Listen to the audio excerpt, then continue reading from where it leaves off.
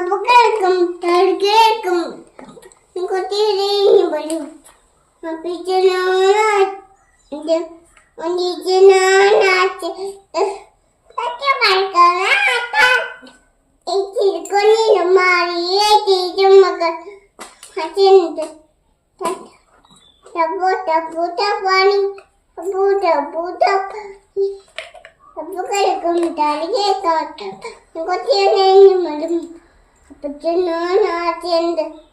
അപ്പം ചൂടാൻ ഒരമ്മയുണ്ട്.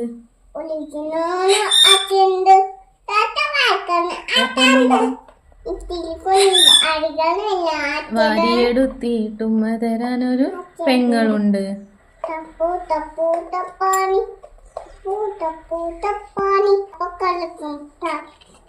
ചപ്പാനി കൊത്തിയോളെ